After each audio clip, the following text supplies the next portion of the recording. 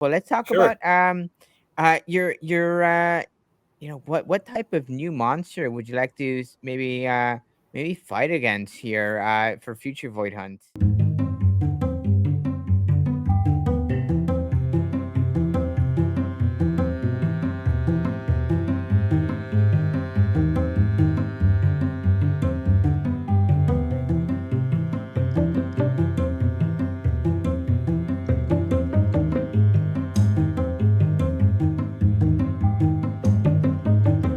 Welcome to Coffee with Kupo. I am your host, Sergeant Filthy McNasty, joined here today by none other than Mr. Kupo himself. It's a fun series. We'll see where it goes. We'll see how long these go for. 50-minute intervals here and there. Enough time for you to maybe wake up, have your cup of coffee, and enjoy some DFK banter. As always, like I said, your host, Sergeant Filthy McNasty Cooper. How are you doing this lovely evening, despite this airing on a brisk morning sometime in the future? Well, doing great, Sarge. Thanks for having me. Loving to do these chats with you. I'm looking forward to seeing what we can talk about.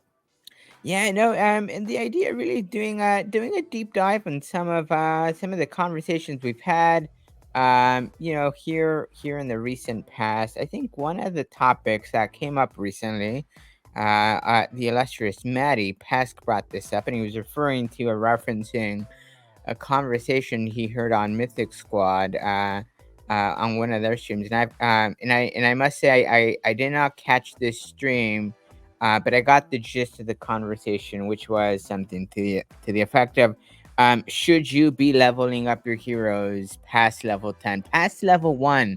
I think part of the controversy was, I believe it was Mosh, was maybe saying, hey, you know what? There are some heroes I will never level up. What do you think of that, Koopa? What are you doing? Me personally, I was against leveling certain characters past certain levels at the beginning when the Shivas runes were still very expensive. But now the Shivad runes are dirt cheap. I get all my heroes to at least a minimal 10. And the reason why I do that is because personally, you never know what they're going to throw at you. I mean, now that we have the Void Hunt introduced, we obviously see people scrambling to get those archers, the priests, and their knights up there. But who's to say what the next class is going to be? What's going to be the future Void Hunt? What's going to be the big thing in PvP? How are people going to be working with the player versus environment when the world map goes live? So I'm trying to keep my characters at least at 10. But I am treating a couple of my other characters, primarily my legendaries and mythics. I'm pumping those guys up. I'm also pumping up my PJ heroes because we got those future land tournaments coming out, and I want to make sure they're good and ready, and they're not just sitting on level 8 or 10 when the big time comes around, and I'm pumping as many stamp potions. Hopefully, when a bull run's about to hit us. But yeah, I am getting my characters to at least a minimal 10, and select characters are going beyond, and a handful others, such as maybe like my top fishermen or my proficients like paladins, might go a little bit higher up, even if they're just an uncommon or rare. That's fair. That's a good assessment. I'm actually doing a bit more. I sort of came to the conclusion of, why stop at 10? I know it sounds a bit maybe misguided is the word some would use. Ambitious, maybe a word others would use. I was having a conversation with Christian. Let me pick up that name I just dropped, Christian Peter, when we were hanging out here in San Diego recently. And part of the conversation was, hey, you know what? We've had this conversation on a variety of different sort of topics, but we're not addressing it in this context. Yes, things today are cheaper. They're cheaper today, fair. And they're likely to be more expensive tomorrow. Why does that narrative stop when it comes to leveling up your heroes? Why stop at level 10? Why not go to level 20? Sure, maybe my common knight is not the best hero, but maybe who knows? Maybe down the line, at the very least, he becomes an ideal candidate for someone who wants to dark summon a hero. I know we're all hot on level 10 for dark summoning, but when we can get those heroes up to level 30, level 40, level 50, etc., etc., etc. Those level 10 heroes we're coveting today will not necessarily be the coveted heroes tomorrow. We may in all likelihood be looking for some level 20s to level up. And again, I know that today maybe I don't think those heroes are the best, but there's so much ambiguity as to what is and what isn't the best hero. We can sit here all day and say, hey, yes, you're Dread Knight with, quadruple transcendent abilities. That, Mythic Dread Knight quadruple transcendent. Yeah, that'll probably be the inevitable best hero out there, conceivably. But we don't know that for a fact. Yeah, I mean, it's gonna be a good hero, but is it gonna be the best hero? Who knows, right? Maybe, maybe not. Uh, and that's just my 2 cents. Why stop at 10? Why stop at why not go past 1? Why stop at 10? Why not go all the way to 20? It boils down to the same narrative we've been hearing time and time again: is things are cheaper today than tomorrow. You think a Mashka rune is expensive today? Give it 6 months, give it a year. That price may double, triple. Who knows?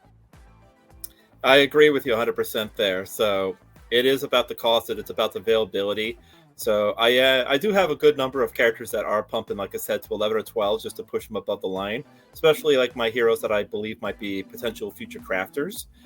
So that's something that's like an untapped territory, which we haven't even really looked into much as a community, because it's a lot of speculations right now. We don't actually have the raw details aside from just the schematics of what elements match up with what stats for which classes could be best for blank.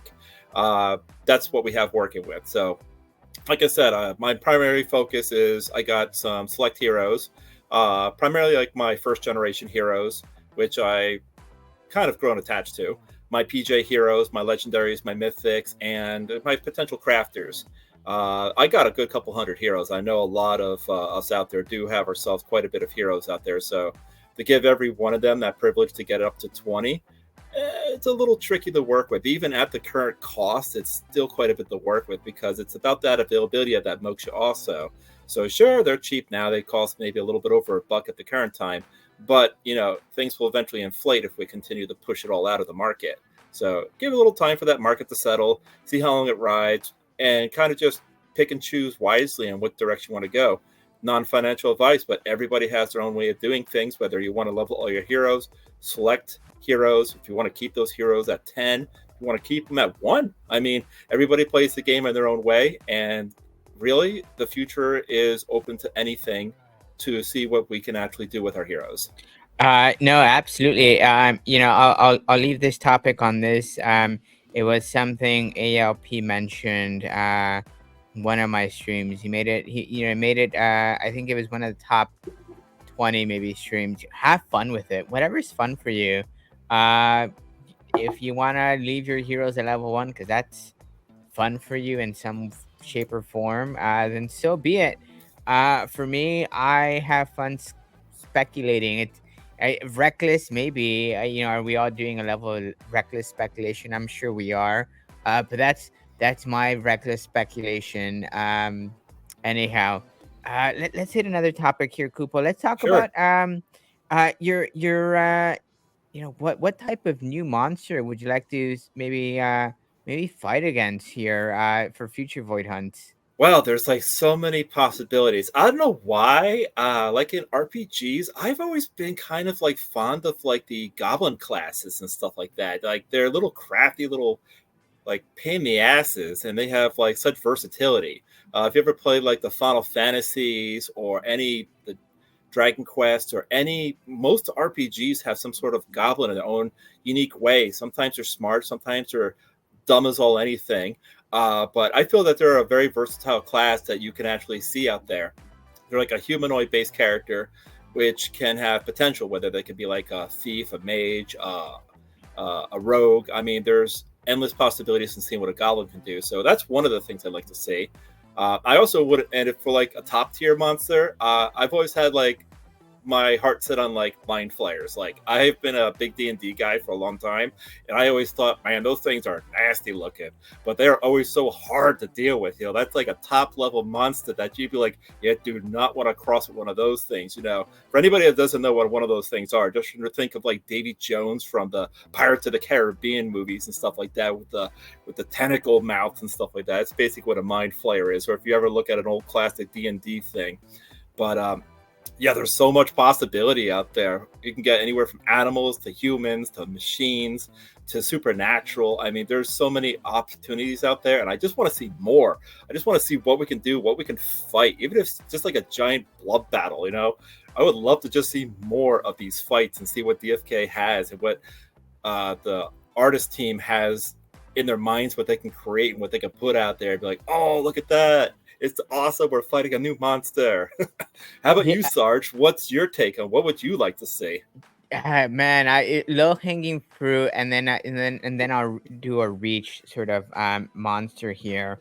I think the obvious low hanging fruit for me is, hey, we're fighting baby boars, we're fighting mama boars. Where's Daddy Boar? That Oh, Daddy Boar's been watching what you've been doing to mama and children, and he ain't happy. He's coming back. He's coming back for revenge. Um, and I see him as this inevitable next villain within the game. ooh, I mean, perfect fit. Um, sort of maybe combining topic one and topic two here. We were talking about leveling up to level 20. You may have seen that. It sounds like the this next Void Hunt 2, minimum sort of threshold for success as far as hero levels. Sounds like it's gonna be your level 12 heroes. I mean, it sounds like if that's the case, they're making it a bit harder, a bit challenging. What's that next foe? I'm thinking again, low hanging fruit, Daddy Boar. This may be a prophetic episode, a prophetic stream, or it doesn't age well. But that's my low hanging fruit cast. If I'm stretching it, I'm thinking big picture. It's a bit down the line. But if we're talking travel, Kupo, talking travel, I can't see a travel game where there isn't um some sort of implementation of a road sort of encounter. And what better road encounter than a troll on a bridge, right? If you want to cross from land A to land B, you've got to cross this bridge. You've got to face this troll to get from point A to point B. That's my thought. What do you think? oh, that's clever. Honestly, I thought you were going in a different direction. I thought you were going to be attacked by like rogues or something like that, or marauders. But yeah, a troll, that'd be great. Yeah, maybe you have to like do a troll's riddle, and if you fail, you got to fight the troll. And it's not an easy Oh, fight, right? Right? See, that's there's a fun opportunities one. right there. That's But a fun one. Here's and one more for you. Here's one more for you, Koopa. And I'm gonna say, hey, you know what? The writing's on the wall. Let's not. Why not bring it back? We had this concept of a super bloater you have to fight. right. Yeah, at some point, yeah, you've gotta bring in the super bloater, and combat this bloater. And maybe he's a final boss somewhere. Um, but why not? Anyhow, any final thoughts there, Koopa? Well, yeah, actually, going on the bloater concept, I always thought about like the perilous journey, like heroes, like zombified and stuff like that. And at Of the course. very end of the dungeon, you'd have yourself some type of like giant monster bloater that would just rise up out of the depths, and then you'd have to fight and stuff like that with the PJ heroes. I thought that would be a pretty cool concept. Oh, or I love it. or maybe a kraken or a kraken bloater. I mean, there's so much potential with the DFK bloater. So yeah, there we Oh my go. god. Yeah, no, bloater irritatives. I love the idea of being able to fight different iterations of a bloater here. Hmm. Anyhow, I hope you've enjoyed this first episode here of Coffee with Kupo. We hope to bring more of these back, and until next time, Sarge out, Kupo. Take care.